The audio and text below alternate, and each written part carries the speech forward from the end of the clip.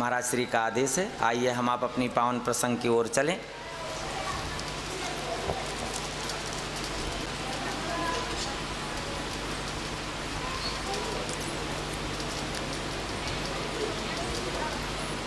इस मानव जीवन को प्राप्त करके आज मेरा परम ही सौभाग्य है, बड़ा ही परम सौभाग्य है, पूज्य सद्गुरुदेव भगवान के सानिध्य में महाराज जी की ही कृपा से अपनी वाणी को पवित्र करने का अवसर प्राप्त हुआ।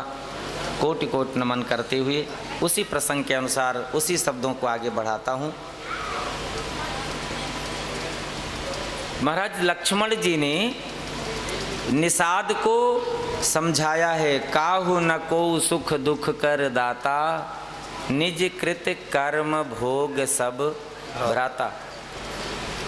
आप जितने भी लोग बैठे हैं प्रार्थना करूं, कोई संकोच नहीं करना, भीड़ नहीं लगाना, बारी बारी से दर्शन करके मत्था टेक लेना। अपना जीवन और अपना धन सार्थक करना, इससे बड़ी बात कोई और नहीं है। बारी बारी से एक एक करके, भीड़ नहीं लगाते हैं। महाराज आज लक्ष्मण भैया कहते हैं कि कोई किसी को सुख और दुख नहीं देता।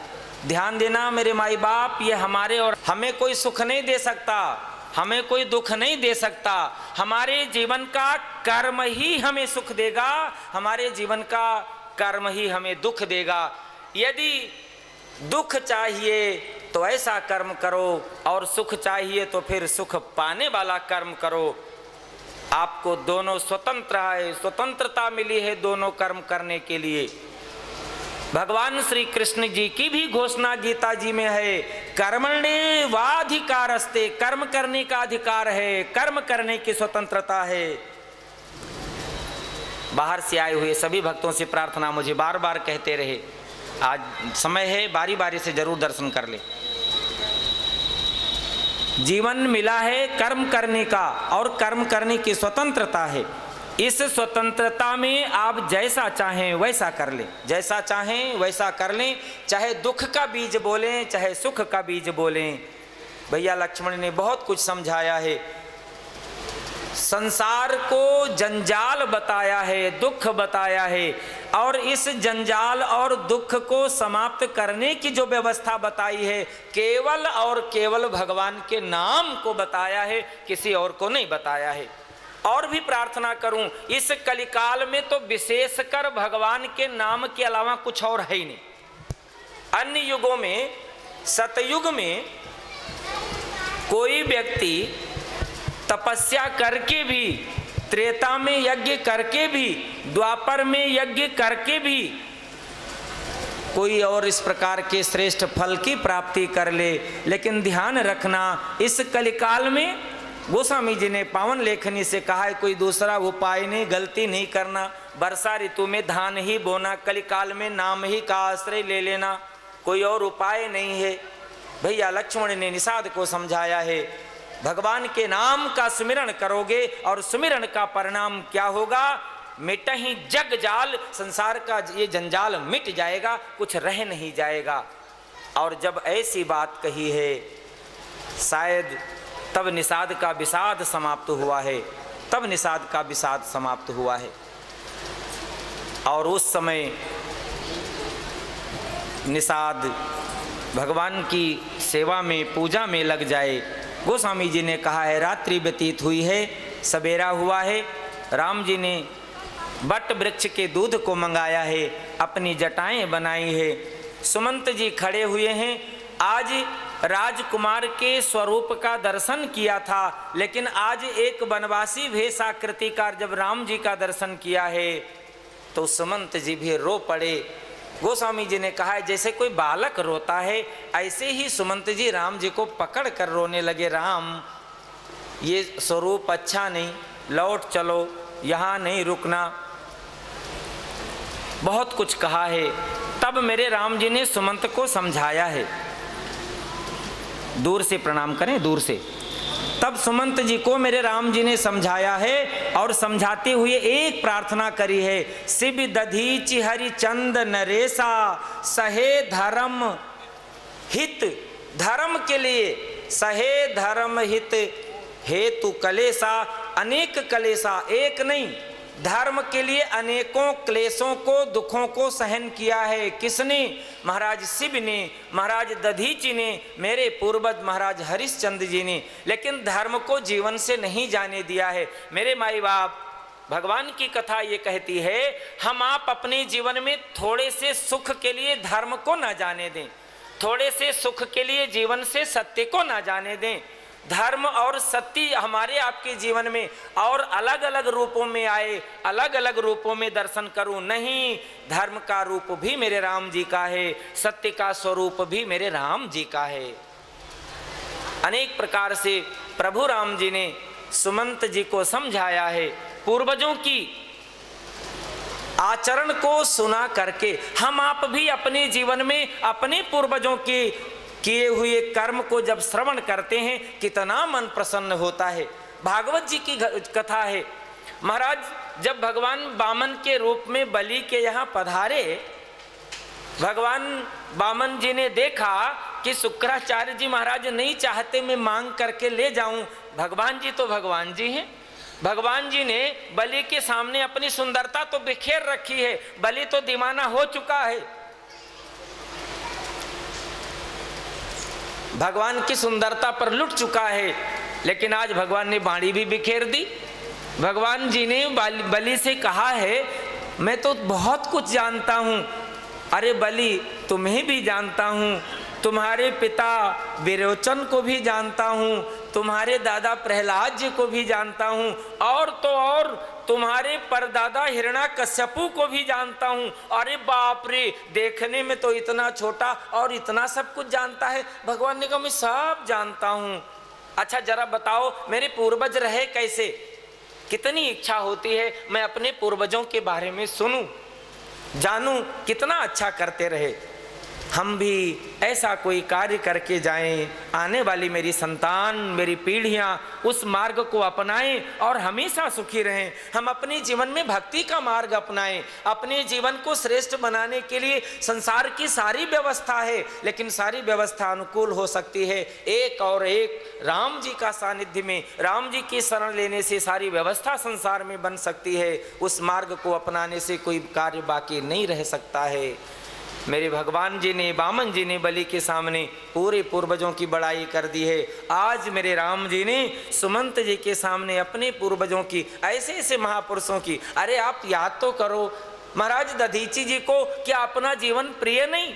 अरे किसको जीवन प्रिय नहीं है? और जो जीवन का अस्तित्व जानते हैं, इस जीवन में भजन का अस्तित्व जानते हैं, भजन को समझते हैं, भला वो अपना जीवन कब समाप्त करना चाहेंगे? शरीर इसलिए रखा जाता है, क्यों? शरीर माध्यम सर्व धर्म खलु साधनम। हमारे जीवन में धर्म बन जाए, हमारे जीवन में भक्ति बन जाए, हमारे जीवन में उपासना बन जाए, मुझे इसी जीवन में मेरा आराध्य, मेरा इष्ट, मेरा उपास्य मिल जाए। इसलिए हमें अपना जीवन चाहिए। कौन जीवन समाप्त करना चाहता है? लेकिन ध्यान रखना, उस धर्म का स्वरूप अनेक प्रकार का है।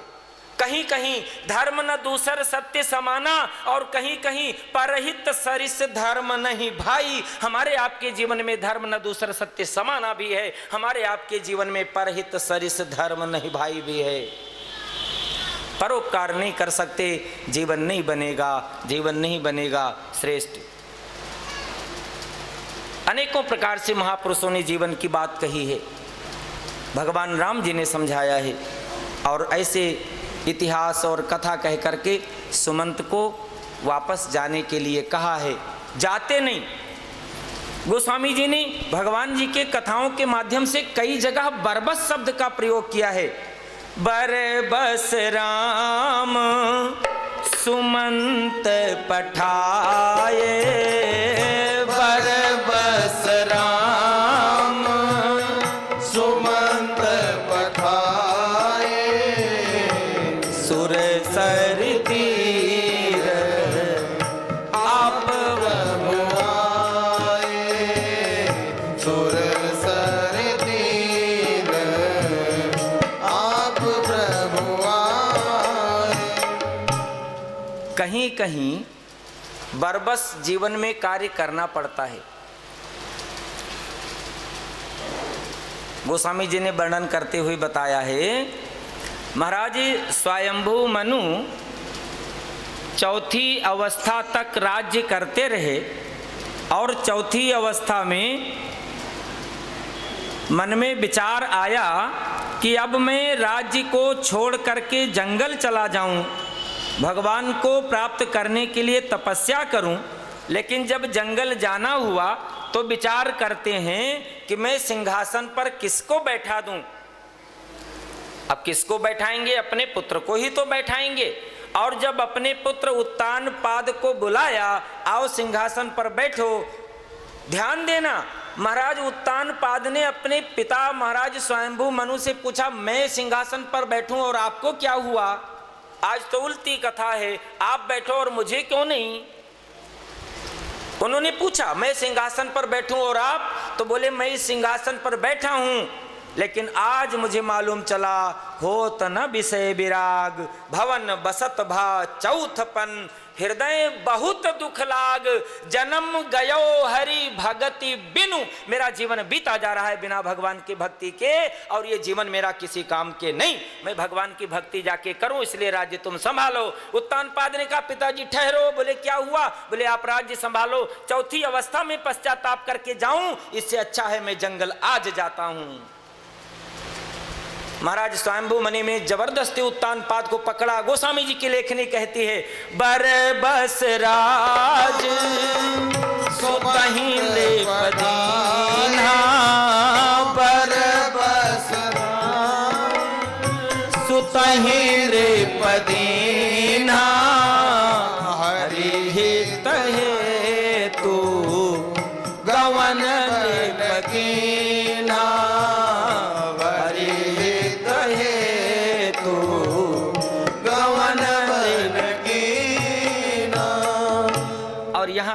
राम जी के लिए, यहां सुमंत के लिए राम जी ने कहा है, बरबस राम सुमंत पठाए, बरबस राम सुमंत पठाए, सुर सर तीर आप प्रभु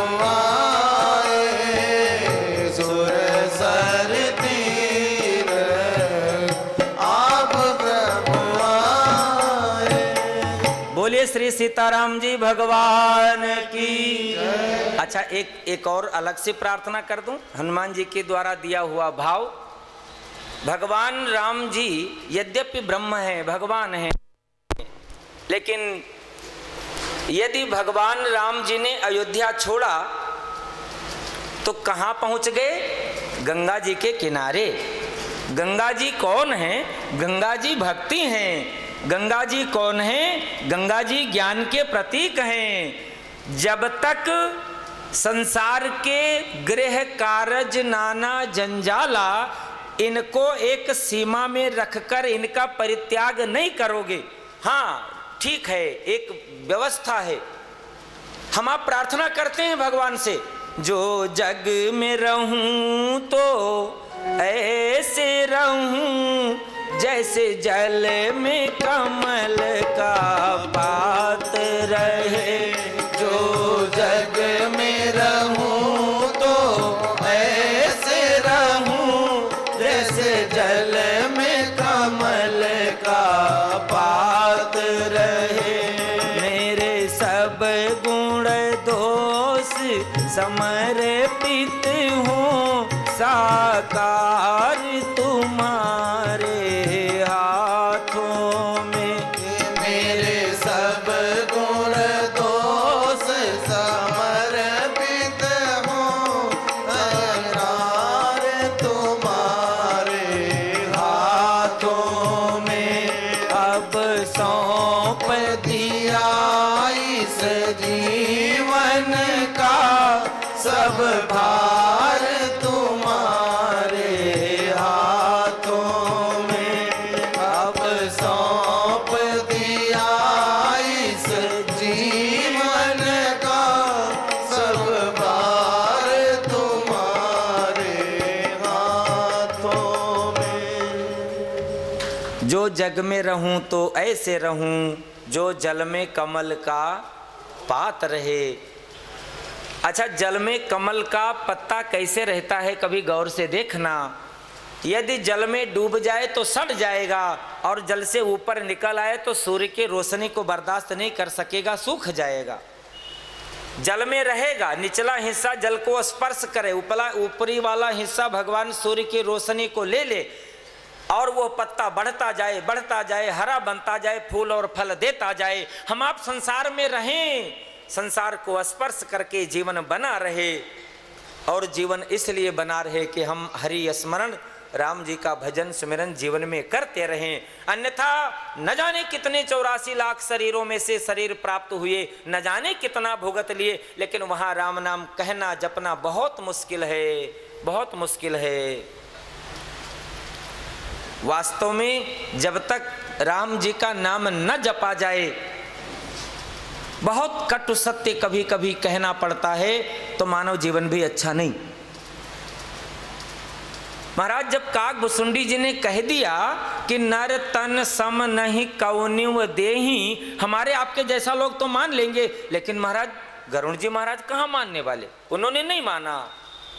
भगवान यदि मनुष्य जीवन अच्छा है, बोले हाँ बिल्कुल अच्छा है, तो बोले फिर कौए के शरीर में क्यों, इसे छोड़ो और मनुष्य का शरीर प्राप्त कर लो। अरे बोले नहीं गरुड़ जी रुको, मैं सुधार कर लेता हूँ, संशोधन कर लेता हूँ। बोले क्या करोगे, बोले स्वई पावन सोई सुभग शरीरा, सोई पावन सोई सुभग शरीरा, जो तन पाए भजे रघुवीरा, जो तन पाए भजे रघुवीरा।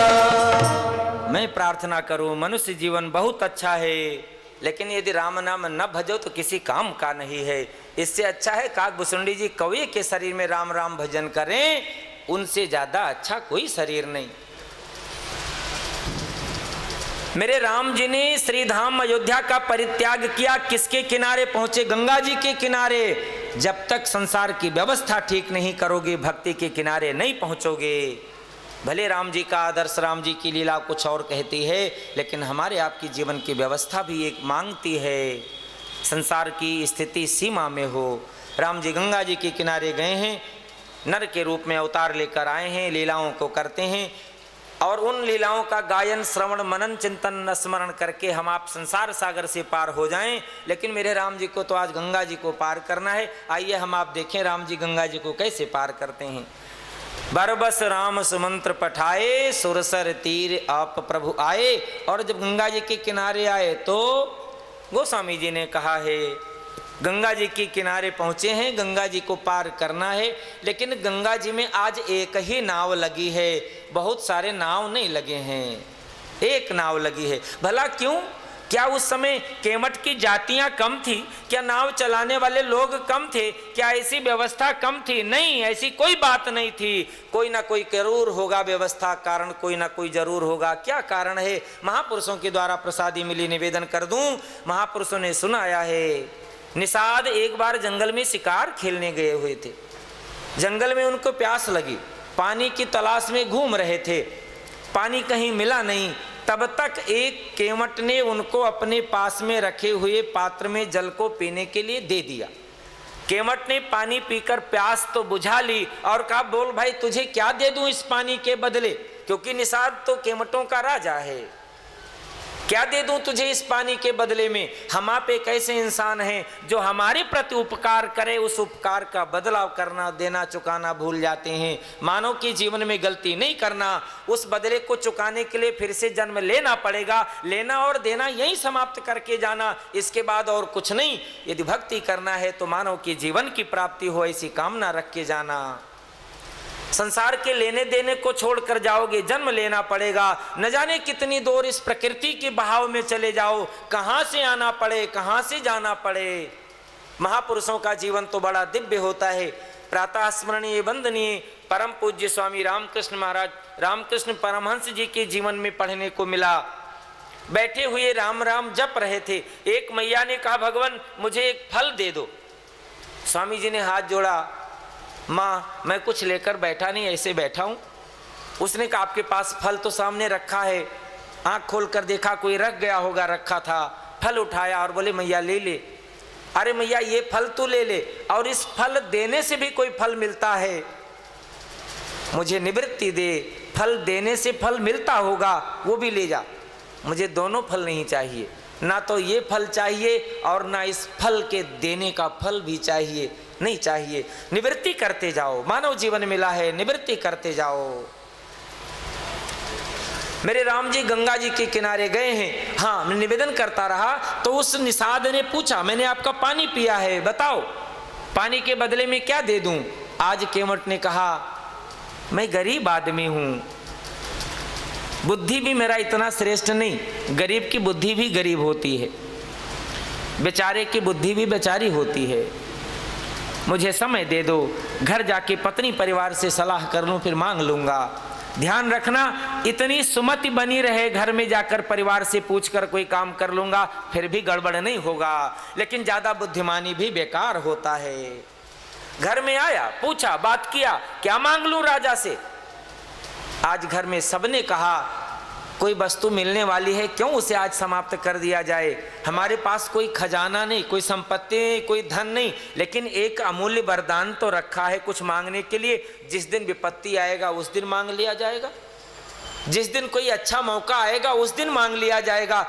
अर्थात भगवान की कथा में एक कण कण भी कहती है, जीवन को संभालो जितना संभाल सकते हो, अच्छे समय का सदुपयोग करो जितना कर सकते हो, कहीं खो न जाए ये अमूल्य जीवन। संभाला, रखा, और आज मेरे राम जी को गंगा जी को पार करके जाना है।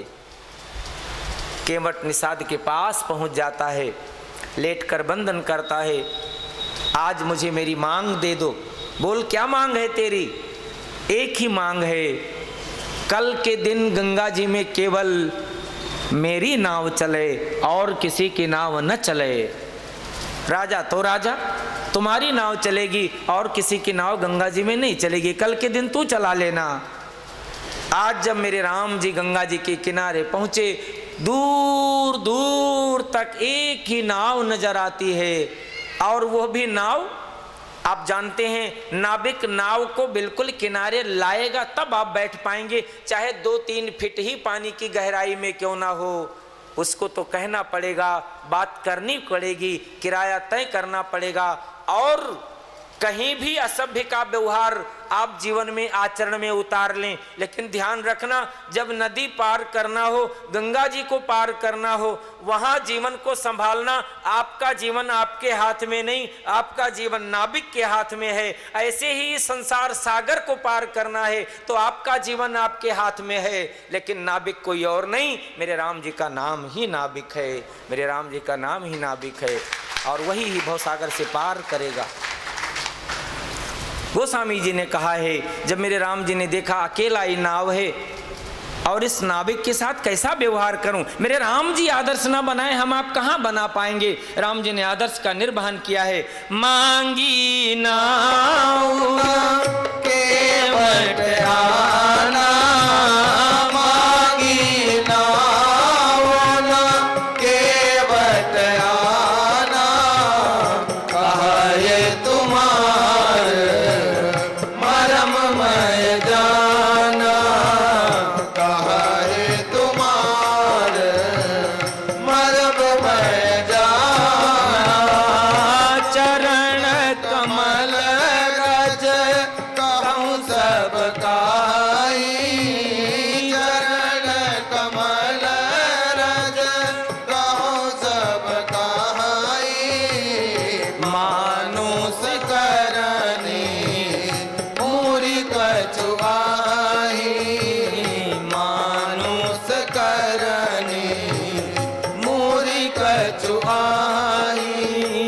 छुआत सिला भय नारी सुहाई, छुअत सिला भय नारी सुहाई, वाहन तेना काठ कठिनाई, वाहन तेना काठ कठिनाई।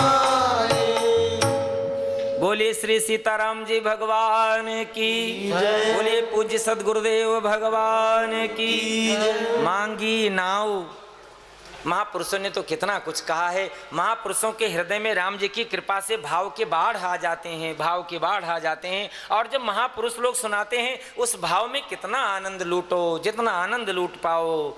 मैं तो किंचित भाव निवेदन करूं, मांगी नाव ना हिंदी है, कामा लगता है। मांगी नाव ना यहाँ कामा लगा दो, या मांगी नाव कामा लगा दो, ना केवटाना कहीं लगा दो, भाव है। मांगी नाव, राम जी ने नाव मांगा है, न केवटाना, केवट कहता है नहीं आऊंगा। राम जी ने नाव मांगा है लेकिन केवट कहता है नहीं आऊंगा, केवट नहीं आ रहा है। अच्छा, केवट नहीं आ रहा है, कोई कारण होगा? हाँ, एक कारण। केवट बोल पड़ा, कहे क्या रहा है, कहा तुम्हार मरम में जाना, आपके मर्म को मैं जानता हूं। मर्म माने होता है भेद, भेद माने होता है कमजोरी, और कमजोरी माने होता है परिवार के, समाज के, जीवन के, आचरण के, व्यवहार के अंतर्गत कोई विशेष घटना, कोई विशेष बात। केवट कहता है, कहे तुम्हार मरम में जाना, आपसे मैं हाथ जोड़ूं। जब मेरे राम जी का अवतार हुआ, गोस्वामी जी ने डंके की चोट पर कहा, मास दिवस कर दिवस भा, मरम न जाना कोई, रथ समेत रवि था क्यों, और निशा कवन हो। राम जी का अवतार हुआ, 1 महीना सूर्य भगवान रुके रहे, मरम कोई नहीं जाना। पानी में नाव चलाने वाला तो राम जी का मरम जानता है। मेरे राम जी ने माँ जानकी जी से एक प्रार्थना किया, बोले क्या? बोले लंका में रावण का समापन करना है, ये आपकी सहायता चाहिए। बोले कौन सी सहायता? बोले आप जरा अयोध्या के लिए प्रस्थान कर जाएं। माँ जानकी जी ने कहा कोई और जगह भेज दो ना भगवान। बोले फिर जनकपुर चली जाएं। बोले भगवान कोई और जगह भेज दो, ये दोनों तो मेरे माई बाप हैं, 2 जगह तो मैं हो करके आ चुकी हूँ। तो राम जी ने कहा मेरे माई बाप एक और हैं। बोले कौन? बोले मेरे माई बाप एक और अग्नि हैं, जिनके माध्यम से अवतार लिया हूँ। तुम पावक पर हो निवासा, तुम पावक पर हो निवासा, जब लब करहूँ निशाचर नासा, जब लब करहूँ निशाचर नासा। माँ जानकी जी राम जी को बंधन करके आदेश स्वीकार करके संसार की व्यवस्था, संत भगवान को सुख देने के लिए अग्नि में प्रवेश कर गई। आपके माता पिता के सानिध्य में रह लूं। लक्ष्मण भैया कंदमूल फल लेने गए थे। अब गोस्वामी जी से पूछा गया ये मामला किस किस को मालूम है? गोस्वामी जी ने कहा कौन सा मामला? बोले जो अभी बीता। गोस्वामी जी ने कहा लक्ष्मण हो यह मरम न जाना, लक्ष्मण हो यह मरम न जाना, जो कछु चरित रचा भगवाना, जो कछु चरित रचा भगवाना।